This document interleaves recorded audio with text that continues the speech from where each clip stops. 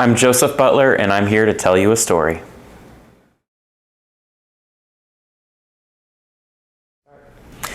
So my story starts out at one of my earliest memories. I'm sure that many people have dealt with abuse on many different levels. There's all different kinds of abuse: physical, mental, social, etc. So going back to one of my earliest memories in my life is actually of my father holding me up from my hair, screaming at me at the top of his lungs because I had gotten into the refrigerator and gotten into one of his sandwiches. He used to work for some sandwich vending machine or something, like vending machine company. And that is literally the earliest memory that I have of my father, is him abusing me and screaming at me. This abuse continued up until I was 6 years old, when my father eventually brought a crowbar and started to hit my older brother. And then my mom finally had enough and filed for divorce. After a horrible, crazy 2-year divorce, with them splitting up a company and all that kind of stuff, my father not having custody or visitation of us, there was a short period of no abuse when my mom was single for 2.5 seconds, and then she started dating another man. He was a nice guy, but they didn't work out. And then after that, my mom got with someone else, and he was also extremely abusive, physically and also mentally abusive. And I could go on to some horror stories of horrible things that have happened to me and things that I've had to live with and deal with, but that's not really what I want to focus on. What I really want to focus on is how I got past all of that. And I noticed in my older years that some of the abuse that I dealt with, I almost brought onto myself because of not being honest. And by not being honest, I mean I wasn't being honest with myself, and I wasn't really speaking up for myself. I wasn't advocating for myself. I was there to advocate for other people and help other people, but I had such a desire and need to be accepted and approved of, because I never got it from my family.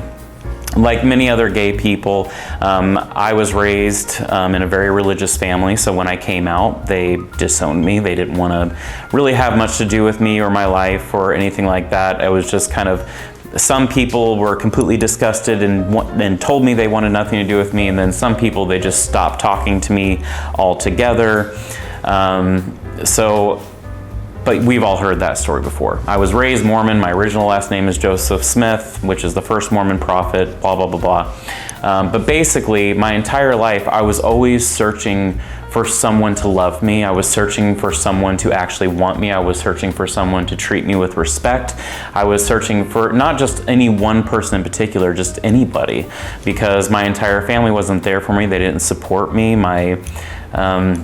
And honestly, it wasn't until my brother committed suicide that they actually opened up and started to talk to me again. And one family member even told me, I want to spend time with you while you're alive, because when we're dead, we're going to different places. So this whole thing, my entire life, I was going through people telling me that, oh, well, you're not as, basically through their actions, because we know actions speak louder than words, that I just didn't matter. My well-being didn't matter to them. My life didn't matter to them. My wants didn't matter to them. My needs didn't matter to them. So because of that, I was going through my entire existence constantly looking for that acceptance and looking for approval. And because of that, a lot of relationships that I would get into, or actually every single relationship I would get into, whether it was a friendship or even a romantic relationship, I just became something that they could use, something that they could take advantage of, because I wanted them to love me, I wanted them to accept me, and I wanted to feel important to someone. So I sacrificed a lot of who I was and what I wanted in this life so that I could try to make other people happy. And this continued throughout all of my 20s until about 5 years ago. It was in January. January will be 5 years. And at this time, rewind time back, I was a completely different person than what I am now.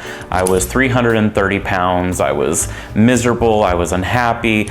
But to the rest of the world, you'd think that I would have everything that I wanted. I was married to a man, and I had this big gorgeous, beautiful 4-bedroom house that was 2,500 square feet, and my 2-car garage, and I had my brand new beautiful vehicle, and I was buying my mother-in-law a Coach purse for her Christmas present every year. I was buying her a Louis Vuitton for her birthday. I was trying to show off, and I always wanted to show people what I could do or what I could buy because I had money, because if they knew that I had money, then maybe they would want to be around me and they would accept me and they would want to love me. And the same for my relationships and friendships. Anytime a friend needed something, I would go above and beyond to do everything I could to make sure that they were okay. And most of these people never even deserved it. They would never reciprocate. They were never there for me. They wouldn't be there for me. If I needed something, it was purely a relationship for them to take advantage of, because I was so desperate for that attention. I was so desperate for that acceptance and that approval. So 5 years ago, I was 330 pounds, living in this big, beautiful house, whatever. My bathroom, I had this little separate shower area, and this in particular day, I had forgotten my towel. And at this point in my life, I'd never looked in the mirror, because looking in the mirror, I thought I was disgusting. And it wasn't even just about the physical aspects of it. I didn't want to look at myself because I knew how many people treated me like I was hated, like I was unloved, that they didn't want to be around me. So even looking at myself, I would see myself and be like, you know, who would want to be with that person? And you're not even worth it. You're not worthy, or whatever. And again, my weight was a part of it, but that wasn't everything. So this in particular day, when I'm walking out of the shower and I'm like having to go grab a towel out of my bedroom, I was actually forced to look in the mirror for the first time. I walked right past my big mirror in my bathroom and I saw myself.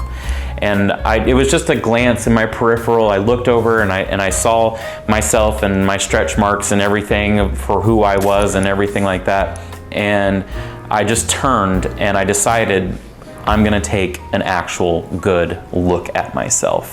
And I looked at myself and I asked myself the 2 most important questions that I could have ever asked myself and that I have now finally answered. And it sounds simple, but they were the 2 most difficult questions to answer: is who am I? And what is my purpose? So I looked at myself, and because of that, I was asking, okay, who am I? How am I going to find out who I am? I am not who I actually want to be. I'm who everyone else wants me to be, because I'm so desperate for that acceptance. I'm so desperate for that approval because of all the abuse my entire life, physical, mental, etc. I wanted people to love me and want me in their life, because no one had ever done that to me. No one had ever treated me like that. No one had ever shown me that I am worthy. So I had to ask myself again, who am I? Well, I didn't even know who I was. So the only way to figure that out was to actually and truthfully be honest with myself, and not necessarily tell anyone or anything like that, but like I looked around and I was like, you know, I've got this big house, but I'm working 80+ hours a week. I used to work in marketing and advertising. I was in charge of the marketing advertising for over 200 small businesses in Central Florida. I was driving all over the place. I would have owners of businesses calling me at 2 o'clock in the morning, trying to help them with their online marketing, or this phone number is not working, or whatever. I had no life. My life was all about trying to keep up appearances and trying to be someone for somebody else. So I started telling myself, like, okay, you've got this big, gorgeous home, you've got this beautiful car, and you're buying all these presents for people and everything. Well, who actually was there for me? Who's actually there to enrich my life? I'm spending so much time enriching other people that I'm not actually looking at my own life. So first of all, do I even want this house? Looking around, no. I've got 3 bedrooms I never even walk into. That second bathroom, I only go into these rooms when I'm cleaning. I never actually am using them. I had a family room and a formal family living room, and then a regular living room. And my formal family room, I only used 1 time in the 2 years that I was living there. I was like, do I need all of this space? Do I need that car that I'm paying $600 a month for? Does it bring me value? Does it bring me happiness? No, it doesn't, but it creates this image that I'm important. Because if I'm important, then maybe someone will accept me. Maybe someone will love me for who I am. And the truth is that even then, no one did. They didn't love me for who I was. They didn't love me for what I am capable of. They loved me for just the fact that I was there for them and I supported them and I helped them, and I never asked for anything in return. So I had a life full of fake relationships. Even with my husband, I was with him for 7 years. I loved him in the beginning, and we just kind of grew apart, and it was just like living with a roommate. We were never intimate, and I had to ask myself, like, is this a relationship I'm truly happy in? So again, every little aspect of my life, I had to break it apart and say, okay, what do I truly feel? What do I actually think for myself? Am I happy with this, or do I want something else? Do I want to work 80 plus hours to try to make this existence a reality for whatever reason? The answer is no. I want to enjoy myself. And then I realized that all the money and everything that I made, it didn't matter, because I'm 35 years old. I've actually been to 35 funerals in my life, and only about 6 of those people were actually elderly and died of old age or some complication of just being old. All of those other people, it was from HIV, it's been from a lot of drug overdose, car accidents, random myocardial infarctions, whatever. Just things that you're talking to someone one day and then the next day, poof, they're gone. And I know that that's true for a lot of you too. You probably see this all the time on your Facebook feed, Instagram, whatever. Rest in peace. People all over the place are constantly dying. And what is one true thing about that is every single item that they bought in their life, except for maybe one outfit, is going with them to their grave. All of this time that I was wasting trying to accumulate all of this crap, because I was so desperate to look for approval, look for someone to want me, look for someone to need me. So I was trying to work my ass off and do as much as I could to try to accumulate as much so that maybe someone around me would show me that they actually wanted me in their life for who I am, and not for what they could get out of me. But the truth with that is that no one knew who I actually was. No one had any clue who I actually was, because I was never presenting an honest representation of Joseph. I was presenting a representation of what I thought that people would want. So I learned in this whole process, again, standing back 5 years ago, learning to be honest with myself and answer these hard questions, that, like, if I wanted to bring people, if I was truly going to find someone that would love me and appreciate me and make me feel loved and part of a community, whatever, the only way that would actually truthfully happen is if I was presenting an actual truthful projection of who I am.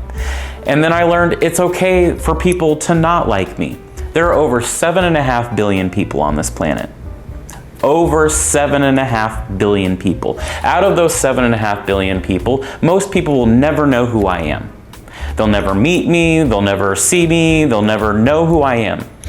And then out of the people that do come a part of my life, the mass majority of them won't even remember me. They'll come in, they'll see me, they'll be like, oh, okay, whatever. Maybe they'll meet me, maybe it's at work, whatever, it doesn't matter. The mass majority of those people are not going to know who you are. They're not going to remember you.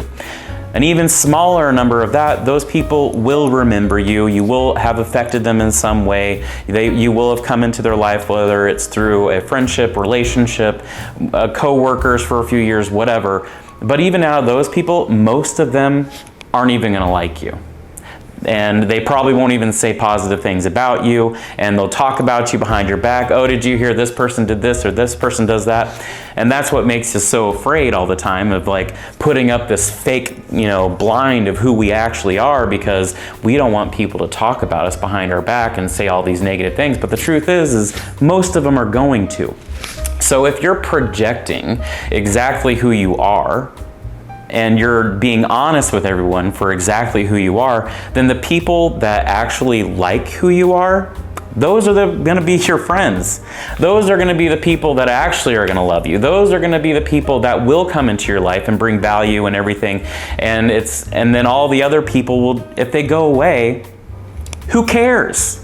Because again, when you die, you're not taking all these people with you. It's not like back in ancient Egypt, like we're a pharaoh and we just want to take all of our servants. Here, let me just bang you all on the head and mummify you with me. That's not how it works, obviously. So when you go, all that's left of you and everyone else is memories. Even with people that I have lost. My brother, his suicide, everything like that. Yeah, there might be a couple knickknacks here or there or whatever that I might have, but truthfully, what really matters to me are the memories that I have with them. The memories of us being little kids and running through the creeks and going camping together and, swimming in ponds out and doing random stuff. That's what's important to me, is reflecting on those memories. So when I'm with my friends and family now, and what I always tell people, when it comes to my birthday, don't buy me a present. I don't want you to spend money on buying a present, but maybe you can rent a kayak with me and we'll go kayaking together and we'll spend some real time with each other and make a memory with each other, because I know that that's something that I'm going to carry with me every moment of my existence. And when I die and I move on to the next place, whatever that may be, whatever you believe it is, even if I don't go anywhere, I will have had those memories. All of the things and that I was trying to bring around me to try to get this acceptance, to get this approval from everyone, it didn't matter because it wasn't real.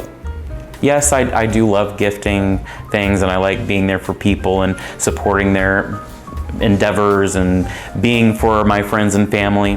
But all of those people that are really truthfully a part of my life, they know exactly who I am.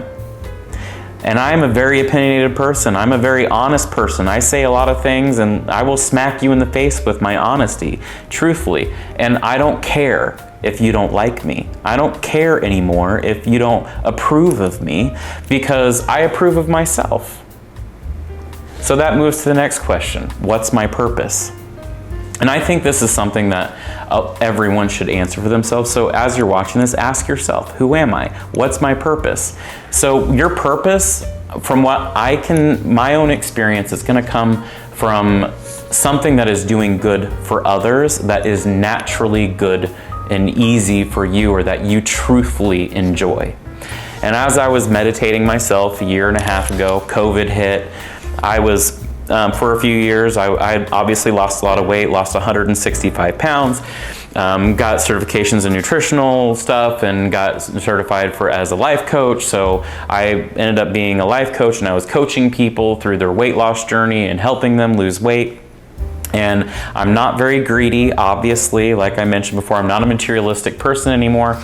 So I barely charged anything, and financially, I wasn't able to keep up. So I was like, you know what? It's time to bite the bullet. I need to go back to this corporate America. So I went back to corporate America. I got hired as a sales manager for a hotel, really great salary and everything like that. And then I was back into an office full of misery for a freaking paycheck. And I lived in this little concrete box, literally had no windows. It was just concrete walls all around me, staring at a computer screen, calling customer after customer after customer, trying to, again, just fight for some survival or something like that. But that's not my purpose. And I was miserable. And then COVID hit.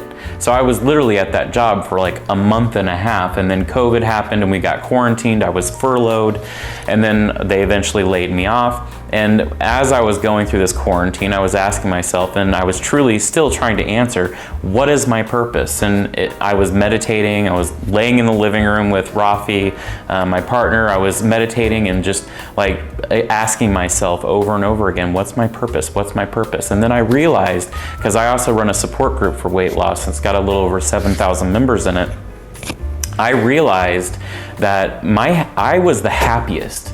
Like what brought me the most joy in my life was to help other people. Because again, I could go through some horrific stories about my past, but the truth is we all have them. We all have those moments in our lives that were absolutely traumatizing to us. Some, yes, maybe worse than others. I mean, again, I could go on for hours and you'd be in tears at the end of it, but that's not the whole point of this. The point is that it happens to me, it happened to you, but you can grow from it. You can move past it. You can learn from it. And then you can move on from it. So as I was helping all of these people lose weight, get into shape, I was helping them with their mental health, because I have 3 pillars of success when it comes to losing weight. Number 1 is get your mind right. Number 2 is find out a nutrition that works for you. Number 3 is being active. But number 1, and this is true for everyone, is mental health. Do not be afraid of a therapist. Do not be afraid to go to counseling. Do not be afraid to talk to a psychiatrist. I know a lot of people say, oh, well, meditating's my therapy, or church is my therapy, or whatever. Honestly, it's not enough. You need someone that has no stake in your life to give you an outside reflection of what you're saying, so they can tell you from a different perspective of what is going on inside of your mind, especially if you have all this abuse and everything that's happened to you in the past. Girl, I am amazing at deluding myself. I am amazing at convincing myself that I am the best person, I'm this, that. Oh, I don't need to go talk to a therapist. Oh, I'm smart enough to handle this on my own. Or, oh, I've read the articles here. Or all I have to do is just sit in my room and pray. But the truth is, and I tell everyone this, and I've only seen positive things from it, is that you have to talk to someone that does not have a stake in your life. You may think that your husband or your boyfriend or some relationship or sister, cousin, whatever, but the truth is all of those people are giving you a biased opinion, because even though it may be subconscious for them, they want you to make decisions that are going to benefit them.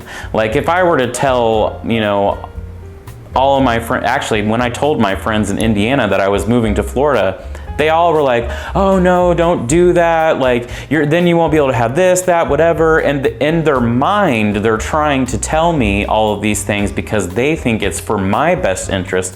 But really, it was because they didn't want me to leave. It was innate inside of them, subconsciously, that they didn't want to lose me, so they would try to guide my life and give me advice that was really good for them, and they just thought might be good for me. But in reality, moving away from Indiana was the best thing that ever happened to me. And when you just have to listen to yourself and be honest with yourself. So you need to get into therapy. Go talk to someone.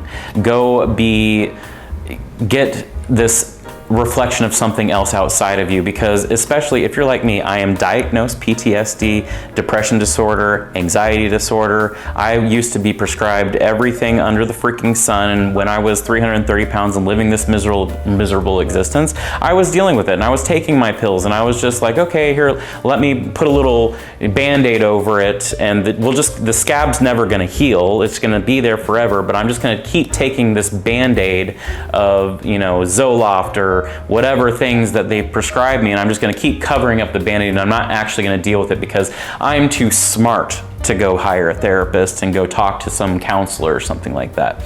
And then one day I bit the bullet, and I went and it took me a few different therapists to find one that actually vibed with me, but it was the best decision I ever made for myself, because I could listen to them, and I would tell them like, okay, this is what's going on and this is how I feel about it. And then my therapist would say, okay, Joseph, but did you ever think of it this way? Put yourself in their shoes, imagine what's going on in their life or whatever. Because sometimes, even when we're smart, we just have to have that person to say, hey, but try to look at it from this perspective. And then you can grow from it and learn from it. So before I finish this whole thing, I want you guys to ask yourself, who am I and what is my purpose? Who you are is you being honest with yourself. Don't lie or delude yourself or try to convince yourself that you are something that you're not, or that you're willing to do something that you don't want to do, because you're only taking away from yourself. Happiness comes from things going your way. depression, anxiety, all those negative vibrational emotions, they all come from things not going the way that you want them to. You don't get the job you want, you're mad. You tell your boyfriend that you want a princess cut diamond and he brings you an oval cut diamond. Whatever, however shallow or however deep it is, it all comes from things not going your way. So realize and understand that you have no control. There is no control over this existence. I could leave this house after the interview and go back home and someone could sideswipe us and take both me and Rafi out and you could be attending my funeral in 4 days. Or I could live for another 50 years. There's really no knowing. All I know is that I have no control over it. So I just have to go through the moment and just accept things as they come. And then just be honest about everything of who I am, what I want, where I want to go, what I want to do. That way, there's no negative vibration. I'm not unhappy about things not going my way because I told you what I wanted. Whereas a lot of people, they don't say that. I don't want to say it. I don't want to hurt their feelings. I don't want to offend them, whatever. I'm just going to keep my mouth shut because I'm looking for acceptance. I'm looking for approval. And this is all happening self-consciously. You don't really know that you're actually thinking this, but your lizard brain back there is thinking this. So you're putting out a dishonest representation of yourself so that you can, get their acceptance or approval. So if you really wanted Chinese food, but your partner wanted Mexican, and this is a very simple explanation of it, but you're like, oh, well, I don't want you to be upset, so I know I'm just gonna do Mexican. You don't even mention that you wanted Chinese, and your partner very well could have been like, huh, Chinese sounds awesome. And you could have gotten exactly what you wanted, but because you were too afraid to be honest with that person and yourself, you ended up going and eating Mexican when you didn't want it, you're not happy about it, and so on and so forth. And you can apply that to every little aspect of your life. So, your purpose. What is your purpose? What makes you happy? As I was saying, and which I went off onto a tangent about, I was meditating and asked myself, okay, Joseph, what's my purpose? So what things that made me happy was helping other people. Whenever I was working with a client and I was seeing their mental health improve, I was seeing their physical health improve, I was just seeing them actually going from someone that was miserable to gaining their happiness, finding who they were, to all of those things. And I was like, you know what? Maybe selling crap is not my purpose, because that's what I was good at. I did it for years. I could sell a ketchup popsicle to a woman in white gloves. That was my job, and I was amazing at it, but it wasn't my purpose. It wasn't bringing me happiness. It wasn't bringing value to me. But what really brought me happiness was improving other people's lives and seeing them become healthier and seeing them change. So in that meditation, I was like, you know what? I'm almost 35 years old, but maybe it is time for me to go back to school. And I'm a very intelligent person. I took the SATs in middle school. So I decided, you know what, I really like healing people, so I'm gonna become a doctor.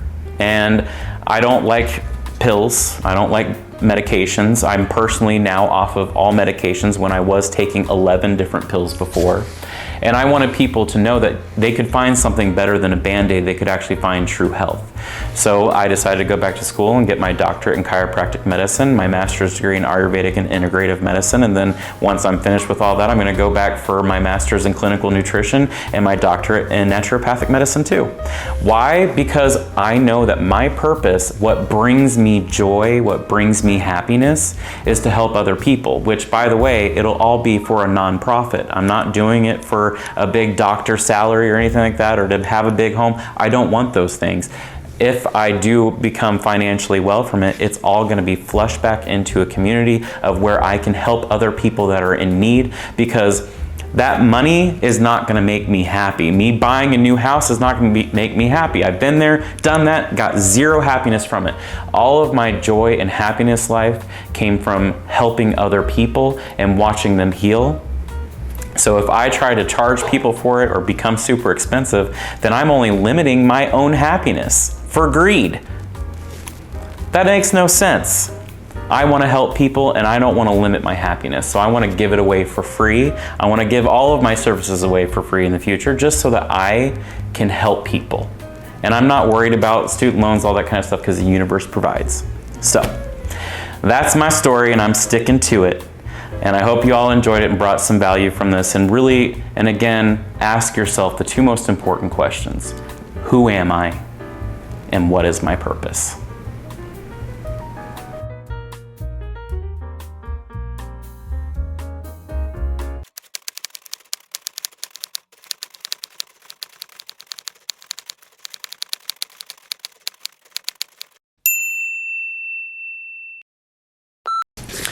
All right, guys, so go like and subscribe to this page so you can see more awesome videos like this one and get to know all of the amazing people of your community.